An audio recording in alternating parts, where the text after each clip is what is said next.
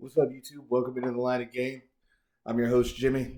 We got a college football playoff ranking video coming up. I got it pulled up here. I got it on pause, getting a little buffer. Before we get into this, I'm going to give you my takes, my top 25 not even my top 25, because at this point the top 25 doesn't matter. The only thing that really matters is the top 6 or 7. The only teams that got a shot to get in are honestly going to be the top 6. If we have TCU or USC that could possibly lose, I'm not even confident they will. As a Tennessee fan, obviously I was pulling against for the last 2 or 3 weeks until the South Carolina game. That didn't even really matter anymore. It might tonight. I will say it might tonight. If Tennessee could slide in front of Alabama, they're not in the AP. The AP's got Tennessee at 7, Alabama at 6. But the 5 and the 6 could actually get in if both the 3 and the 4 lose. So I'm going to give you my top 10 right now real quick. At 10, I got LSU. LSU's had a really good season. What's crazy is Alabama is going to be ranked ahead of them. LSU just had a terrible loss against Texas A&M, which is unacceptable. Texas A&M is the worst team in the SEC, worse than Vanderbilt, which is hard to believe, especially considering that A&M started out at number 6, had the highest rated recruiting class of all time. A&M had 8 five-star recruits, 24 star recruits, and just turns around and ends up 5 and 7 with a miraculous win at home against LSU in the last week of the season. Tennessee dominated LSU, but they did beat Alabama, and Alabama is they're the national golden child. But I'm going to give them a lot of credit for beating LSU or Alabama, and I'm going to put them at number 10. At number 9, I got Penn State. They won every game that they were supposed to. Penn State's a really good team. I really like James Franklin. They lost to 2 divisional opponents, Ohio State and Michigan. They've been number 2 and number 3. Well, actually 1 through 3 the entire season. Michigan and Ohio State are both really good. Can't really blame Penn State for that at this point. I think if they improve their quarterback play, Sean Clifford is not. He's not going to get you to the playoffs, but Penn State has played well. Clemson, I got at number 8. Clemson has played tough all year. They unfortunately lost to Notre Dame and then turned around and lost to a South Carolina team that the week before beat the number 5 team in the country. So just with the loss to South Carolina beat a top 10 team. A top 5 team. The only team that's really done that, other than Tennessee, of course, and Georgia, is Michigan, who just beat number 2 Ohio State. At number 7, I got Alabama. Alabama's going to lose the head-to-head with Tennessee. Alabama lost to LSU. That Tennessee went to Baton Rouge and beat by 27 points. But they played a really good season. They were only 2 plays away. They were 1 missed field goal and 1 2-point conversion away from being undefeated, probably being ranked number 1 or number 2 right up there with Georgia and going to the SEC. But just losing the head-to-head with Tennessee, I got to go with Tennessee at number 6. Tennessee had a great year. They beat ranked Florida. Before that, they beat ranked Pitt, ranked Florida, ranked LSU, ranked Alabama, number 3 Alabama at the time, keep in mind, and ranked Kentucky. So they have 5 at the time AP ranked wins. At this current point with the AP and the college football playoffs, they have before the Texas A&M game, they had 2 top 10 wins. And I think LSU, they'll probably come out at maybe 12, 13, 14 in the official college football playoff poll tonight.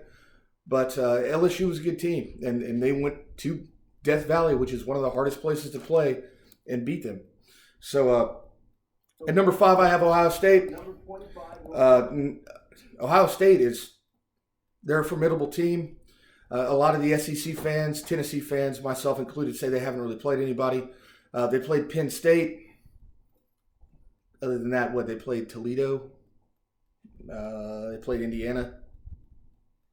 And then when they actually played some real competition, we saw what happened with that.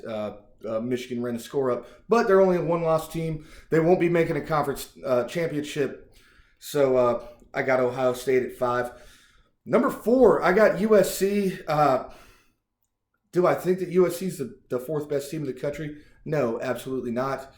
But you know, they're going to be competing for a conference title. They'll be playing Utah, who they beat, or who they lost to earlier, excuse me.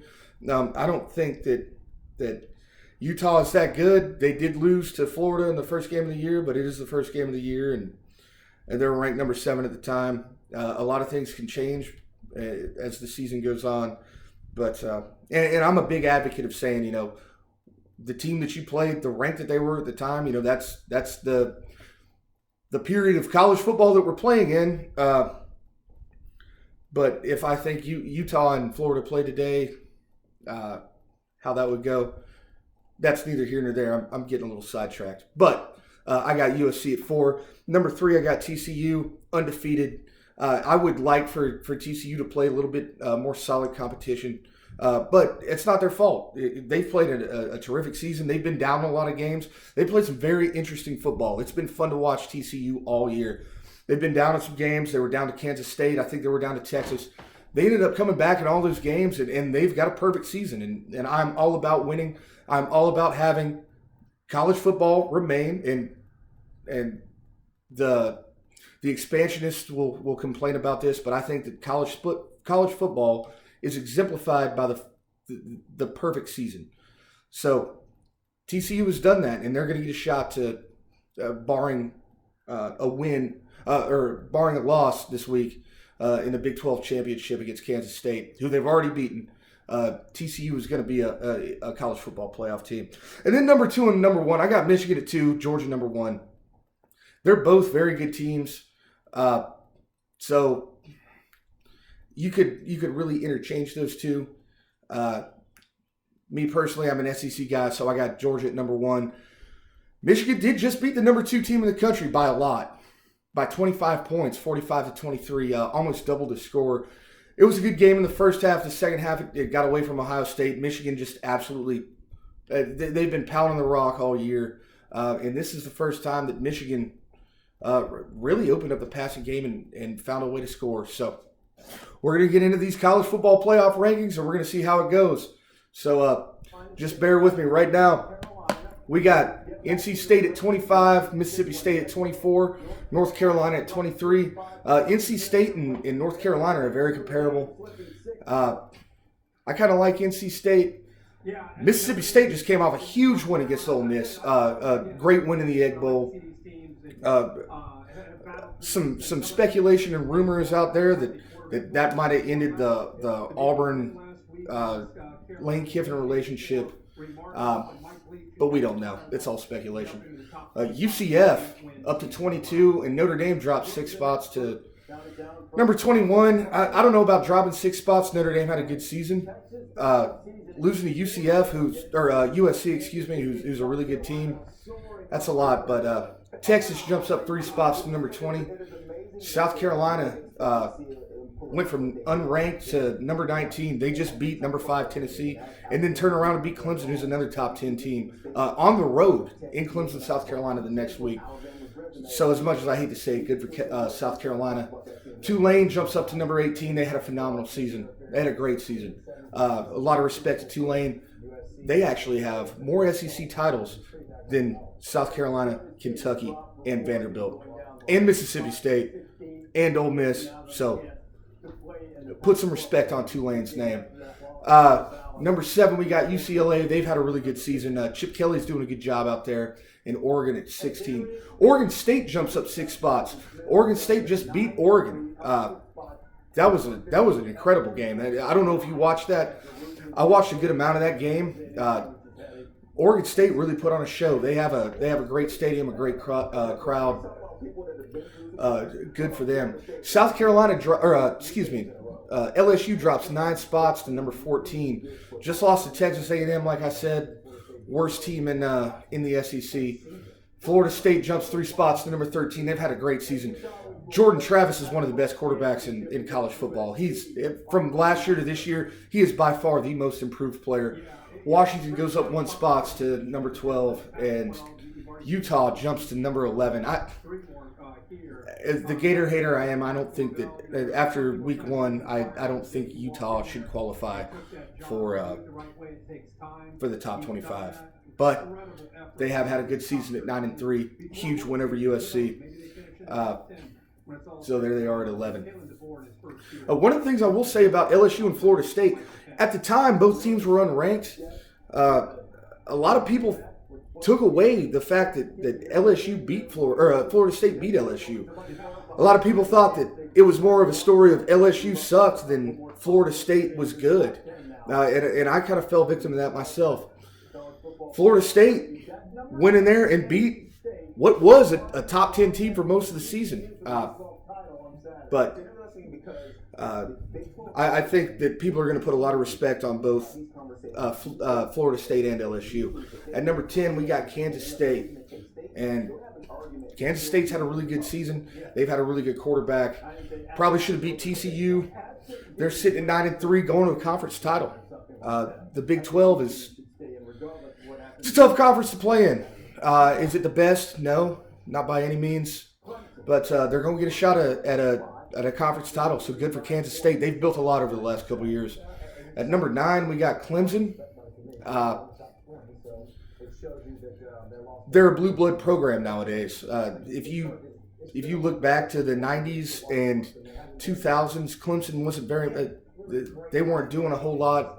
Dabo came in and he's really built something special at Clemson. A lot of Clemson fans, some of my friends included, are really upset about what Clemson has done this year. But it's a 10-2 season. You're going to play for an ACC title. Even if you win the SEC title or the ACC title, you're not going to the college football playoffs. But that's the standard that Dabo Swinney has set. He's got 2 national championships in 2016 and 2018. A lot of fans would love to have a 10-2 season, maybe 11-2 season. I'm projecting them to go to the Orange Bowl against Tennessee if we don't backdoor slide into the college football playoffs. At number 8, we got Penn State. Penn State, another great season. They beat Maryland. The rest of the Big Ten, pretty weak. I would have loved to have seen Penn State rise up at some point this season and beat either Michigan or Ohio State. They're 2 big games. But they just weren't. Sean Clifford, he's just not the guy for Penn State. They got to recruit a quarterback to really come in and run that offense and really move the ball downfield. But here they are sitting at number 8. They're going to be going to a huge bowl game, and that'll be a lot of fun for the Penn State fans. Also, sorry, I got to take a little pause real quick. This ESPN production, they love to drag it out. So, also, what is Kirk Herbstreit doing on this broadcast? That dude has picked against Tennessee every chance he's gotten. He was wrong in the Florida game. He was right in the Georgia game. But definitely wrong in the Vanderbilt game. For all you Tennessee fans out there, y'all saw what Kirk Herbstreit said. At number 7, wow.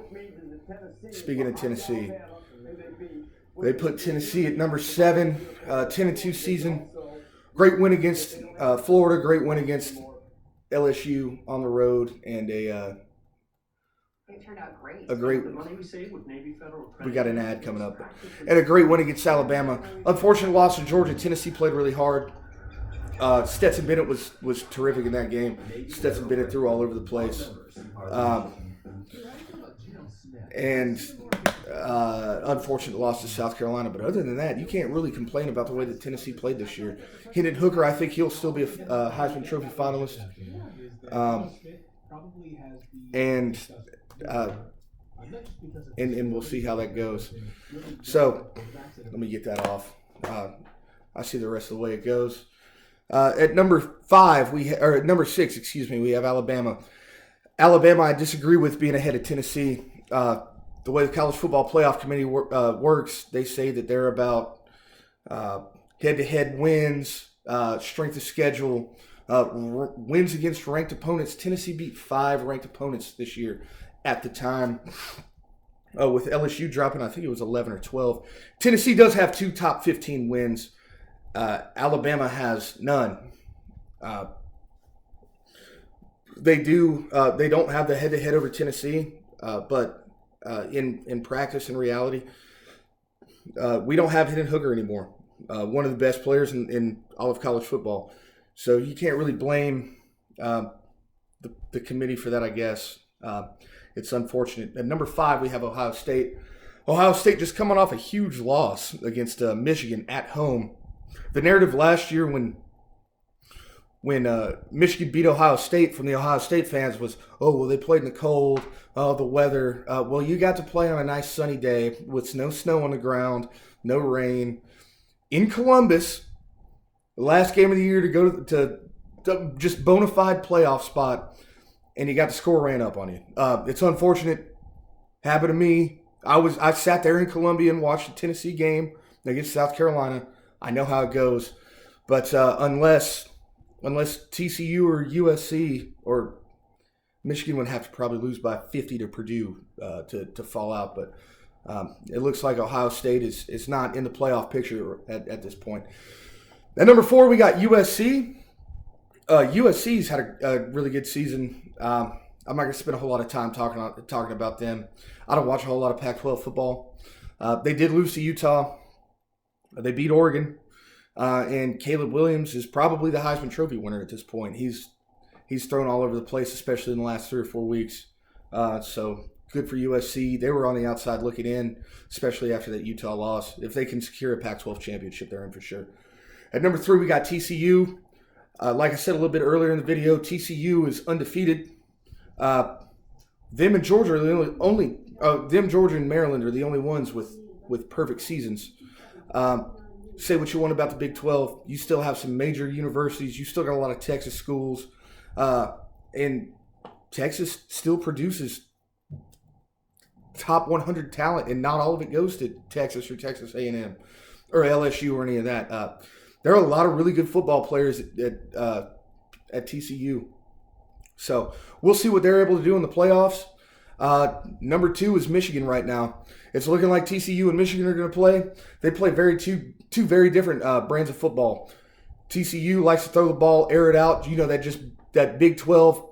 It used to be West Coast football, but now it's kind of moved into the Midwest. Those Big 12 teams really love to throw it around. And Michigan just plays ground and pound tough football. They absolutely abuse Ohio State all up and down the field. All those people that saw C.J. Stroud not run the ball, throw touchdowns, up 40 points in the fourth quarter. That didn't really work against legitimate competition, and Michigan proved that. Michigan went out there and absolutely dominated physically on both sides of the line of scrimmage, all 60 minutes of that game. Michigan's really earned the number 1 or number 2 spot, just depending on where you're from. But the number 1 team, I'm going to throw that to Georgia. They're the only team that beat the number 1 team in the country this year. There was a point where Tennessee was number 1 in the college football playoffs. And Tennessee went down to Athens, and Georgia got down early and just handled business from there. Just spanked Tennessee, completely neutralized Hendon Hooker, ran the ball, threw the ball. Hendon Hooker's second interception of the season was against Georgia. They, in my opinion, are the number 1 team in the country. So, what does the playoff picture look like from now? Georgia against USC, if both teams win. Georgia is going to have the choice to pick where they play. Probably going to be in Atlanta. I don't believe that Georgia would choose to play in Phoenix, Arizona, or Glendale, excuse me.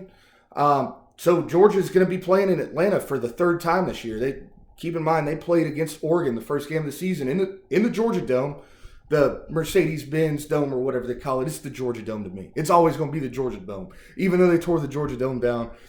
You play in Atlanta and you play indoors. You're playing in the Georgia Dome. So Georgia's probably going to be playing USC in the Georgia Dome, and Michigan's gonna have to play TCU out in Phoenix, Arizona. I think both are going to be good games. A lot still could change for them between now and then. Unfortunately, I think the playoff hopes are officially done for Tennessee. We don't have an opportunity to win impressively, and Alabama doesn't have or Ohio State doesn't have an opportunity to lose. So my guess now, especially with Alabama being in front of us, unless both teams lose and just we have a catastrophic failure and we somehow get Ohio State and Alabama into the playoffs. Now I'm thinking Tennessee Orange Bowl, and I really hope we play Clemson. I would love to see what who's the real orange of the South. And since it's the South, those are the only oranges that matter because the rest of college football sucks. But anyways, thank you for watching. Thank you for listening. Please be sure to like, share, comment, subscribe. Hit the notification bell so you never miss an update. I'm going to be dropping some more content about basketball coming up. The Vols play tomorrow. I want to do a recap of the Battle for Atlantis. We had some great basketball in that. And we're going to be doing some previews of the conference championships coming up. So thank you guys very much. Go Vols.